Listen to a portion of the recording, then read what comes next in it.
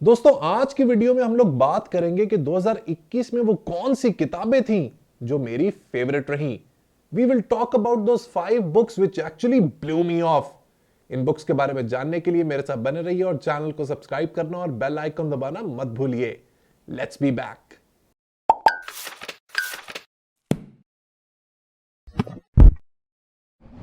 Welcome back book buddies. अगर हम reading की बात करें तो दोस्तों ये साल रिलेटिवली पिछले कुछ सालों से वीक था। इस साल मैंने 53 बुक्स पढ़ी, जो अगर आप एवरेज निकालें तो बनता है 1 बुक अ वीक। पिछले साल यानी कि in the year 2022 I read almost around 61-62 books. एक जमाना दोस्तों ऐसा भी था when I used to read almost 100 books a year. लेकिन जैसे जैसे जिंदगी आगे बढ़ती जा रही है और बहुत सारी मसरूफियात भी बढ़ती जा रही हैं, लेकिन इस साल एक और बेहतरीन चीज हुई जो मैं आपको वीडियो के लास्ट में बताऊंगा। सो दोस्तों इन 53 बुक्स में से बहुत सारी ऐसी बुक्स थी जो मेरी फेवरेट रही। कुछ ऐसे बुक्स भी थी जिनको मैंने पढ़ के रिग्रेट भी किया, बट नेवर माइंड। अगर आपको किताब पसंद ना भी आए तो आप उसमें से कुछ वोकैबुलरी के वर्ड्स या एक्सप्रेशन सीख सकते हैं which you can put to use in your daily life. लेकिन दोस्तों इन 53 बुक्स में से 5 ऐसी किताबें थीं विच वर एब्सोल्यूट क्रैकर्स, जिसमें से सबसे पहली है दोस्तों रिमार्केबल तरीन book, and that is think again bye Adam grant. क्या ही कमाल बुक लिखी है दोस्तों एडम ग्रांट ने।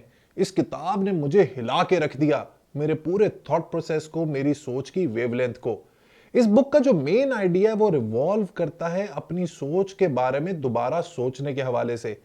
थिंक अगेन में एडम ग्रांट का कहना यह है कि अगर एक इंसान अपनी जिंदगी में रेलेवेंट रहना चाहता है, चाहे वो इंसान हो या कोई भी ऑर्गेनाइजेशन, तो they need to learn to unlearn and relearn. जब तक कोई भी शख्स या ऑर्गेनाइजेशन अपने आप को रीडिस्कवर और री एक्सप्लोर करती रहेगी, तब तक ही वो इस गेम में रेलेवेंट रहेगी। और यही इस बुक का की आइडिया और बॉटम लाइन है। अगर आप मेरे वीडियो आर्काइव्स में जाएंगे तो आपको इस वीडियो का डिटेल रिव्यू मिल जाएगा। एडम ग्रांट आई थिंक वो पहला मॉडर्न डे बिजनेस ऑथर है जिसने सेथ गोडिन के बाद मुझे इतना इंस्पायर और इन्फ्लुएंस किया है। आई थिंक ये one of the few personalities है जिसको मैं इंस्टाग्राम पे भी फॉलो करता हूं। सो एडम ग्रांट की थिंक अगेन आपने जरूर पढ़नी है। दूसरे नंबर पर है दोस्तों एक अल्टीमेट ऑथर की किताब, एक ऐसा शख्स, एक लिटरेचर का ऐसा स्टॉलवर्ट जिसको मैं बहुत एडमायर करता हूं।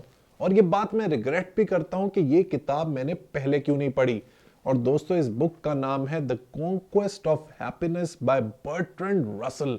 बर्ट्रैंड रसल दोस्तों एक रिमार्केबल फिलोसोफर, ऑथर और मैथमेटिशियन था। इस बुक को पढ़ने के बाद मैंने ऑलमोस्ट उसकी सारी सीरीज पढ़ दी हैं, जिसमें से मेरी फेवरेट है why I am not a Christian और इन प्रेज ऑफ आइडलनेस। लेकिन दोस्तों ये जो किताब है ना, the conquest of happiness, this is head and shoulders above the rest. Bertrand Russell की दोस्तों कमाल बात यह है कि जब वो लिखता है तो ऐसा लगता है वो आपके सामने बैठा आपसे बातें कर रहा है। और उसकी फिलॉसफी इतनी प्रोफाउंड, इतनी डीप है, उसके अंदर इतनी डेप्थ है, इतनी गहराई है कि इंसान खो के रह जाता है।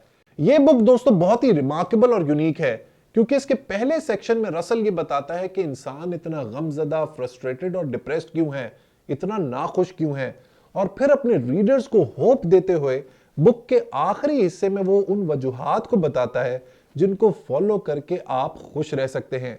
It is a must read, क्योंकि इसमें कुछ एक ऐसे पॉइंट्स हैं जो आपको हिला के रख देते हैं। और जो मेरा फेवरेट पॉइंट है वो ये कि अगर आप जिंदगी में खुश रहना चाहते हैं, खुशी को हासिल करना चाहते हैं, तो आपकी जिंदगी में किसी भी चीज के पीछे स्ट्रगल जरूर मौजूद होनी चाहिए। अगर आपकी जिंदगी में पर्पस होगा, एम्बिशन होगा, और उस पर्पस के पीछे आप अपनी स्ट्रगल को कायम और दायम रखेंगे, तभी आप जिंदगी की सच्ची खुशी को हासिल कर सकेंगे। सो दिस इज बुक नंबर 2। आगे बढ़ते हैं दोस्तों अपनी तीसरी किताब की जानिब, जो कि है Ikigai. This is again a very famous book और इसका कॉन्सेप्ट बहुत ही जबरदस्त है।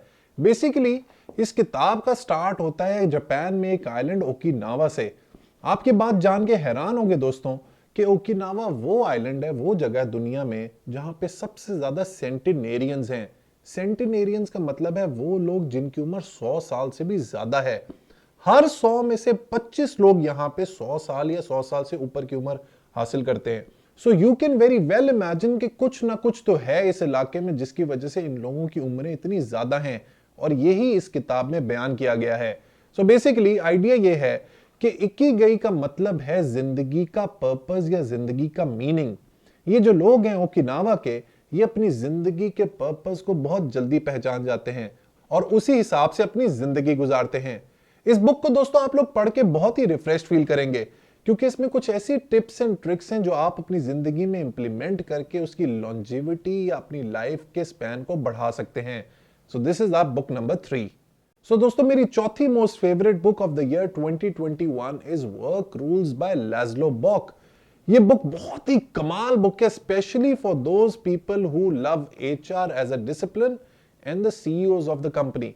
इनफैक्ट वो लोग जो बीबीए एचआर या एमबीए एचआर में कर रहे हैं, उनको मैं रिक्वेस्ट करूंगा कि अपने पैसे जाया करने की बजाय वो 1500 रुपए इस किताब के ऊपर इन्वेस्ट करें और उनको वो लर्निंग मिलेगी जो वो यूनिवर्सिटी के 4 सालों में नहीं सीख पाएंगे।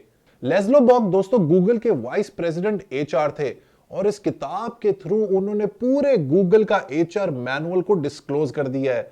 गूगल दोस्तों दुनिया की बेहतरीन कंपनी है और अगर उसका एचआर मैनुअल आपके हाथ आ जाए तो क्या ही बात है। और अगर आपने ये हासिल करना है तो इस बुक को खरीद लें। इस बुक में दोस्तों उन्होंने गूगल को एचआर के हवाले से कवर किया है, चाहे वो रिक्रूटमेंट हो, परफॉर्मेंस मैनेजमेंट हो, ट्रेनिंग हो, लर्निंग हो, एचआर का कोई भी एस्पेक्ट हो वो इस किताब में मौजूद है। और अगर आपको गूगल से सीखने को मिल जाए तो इससे बेहतर और क्या हो सकता है।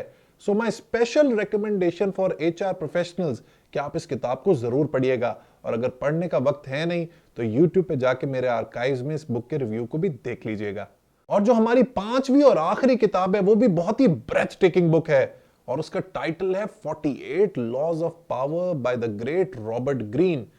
ये बुक भी दोस्तों 1998 यानी कि 1998 में लिखी गई, लेकिन इट्स माय बैड लक, ये मुझे रिग्रेट है कि मैं इस किताब को 2021 से पहले क्यों ना पढ़ सका।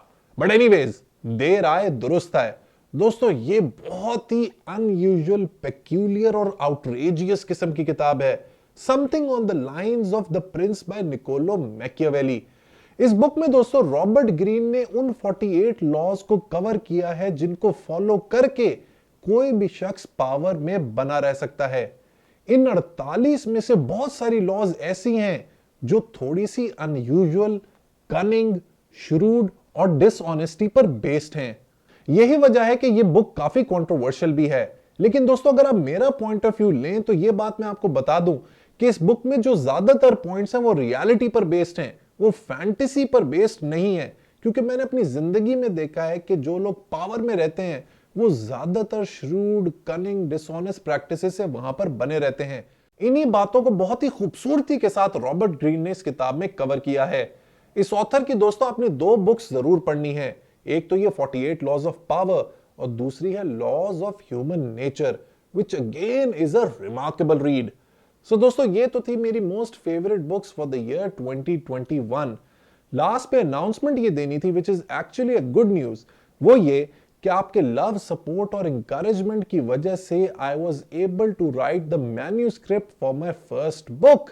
सो दोस्तों गुड न्यूज ये है कि मेरी जो पहली किताब है वो hopefully in the first half of 2022 publish होगी। इस बुक के बारे में डिटेल्स मैं आपको जरूर in the next few weeks बताऊंगा। So friends, the year 2021 is just about to and.